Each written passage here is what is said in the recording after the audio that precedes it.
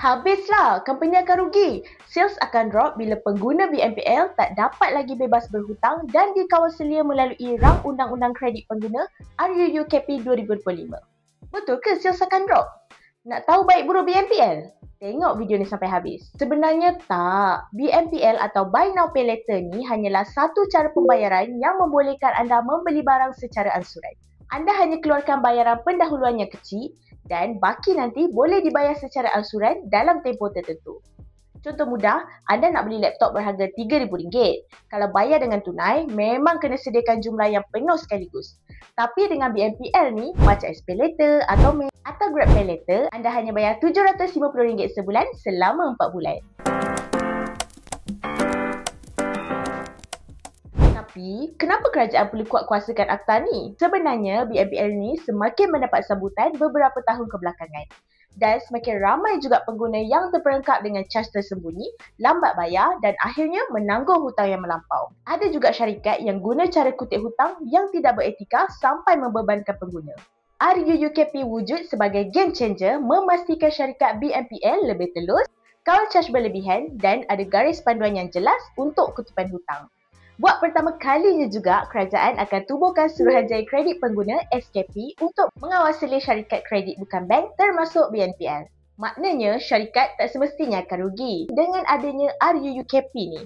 Tapi, pengguna akan lebih selamat dan terlindung. Ingat, BNPL ni bukan lesen untuk shopping sakan tau. Kalau boleh, gunakan BNPL ni hanya bila betul-betul perlu je. Contohnya, guna BNPL untuk barang keperluan seperti beli ubat, servis kereta atau nak repair handphone. Kalau anda berminat untuk servis kereta secara ansuran, boleh gunakan pelan ansuran oleh Direct Lending. Pelan ansuran kami patuh syariah dan cara nak mohon pun mudah je. Tekan link di bawah untuk semak kelayakan anda. Okey, kita sambung balik. Sebaliknya, kalau sekadar nak beli kasut keluaran limited edition atau latest iPhone sebab nak ikut trend, itu bukan keperluan. Kalau selalu tambah hutang untuk barang kemahuan, akhirnya kewangan anda sendiri yang akan jadi mangsa. BNPL ni sebenarnya ibarat menambah komitmen bulanan. Kalau tak nak pening kepala, fikir hutang je setiap bulan, lebih baik sabar dan kumpul duit cash untuk beli barang kemahuan. Next, jangan sesekali ambil mudah bab pembayaran. Kalau terlambat, siap sedialah dengan caj lewat, fee pemprosesan yang tinggi atau lebih parah lagi, rekod buruk pada skor kredit anda. Caj ni mungkin nampak kecil, tapi bila dikumpulkan, jumlahnya boleh jadi banyak. Contohnya, anda beli mesin basuh berharga RM1,200 dengan ansuran RM300 sebulan selama 4 bulan. Bulan kedua, anda terlewat seminggu dan dikenakan caj RM30. Nampak kecil kan? Tapi kalau setiap bulan lewat, akhirnya anda bayar lebih mahal daripada harga asal mesin basuh tu. Sebab tu, pastikan anda berdisiplin. Set reminder dalam telefon atau terus bayar ansuran bila gaji masuk. Jangan hanya bayar minimum, sebaliknya bayar penuh ikut jadual. Bahaya terbesar BNPL ni ialah hutang kecil jadi sebesar gunung. Anda mungkin fikir, alah sikit je, 3 bulan settle. Tapi bila ada 2 hingga 3 ansuran besar berjalan secara serentak, tiba-tiba hujung bulan nanti kita rasa sesak. Contohnya, anda guna Grab Pay Later untuk beli baju RM200 atau May untuk kasut RM400 dan SPay Later untuk barang dapur RM300. Setiap satu ansuran nampak kecil, tapi bila dicampur, jumlah keseluruhan boleh jadi besar.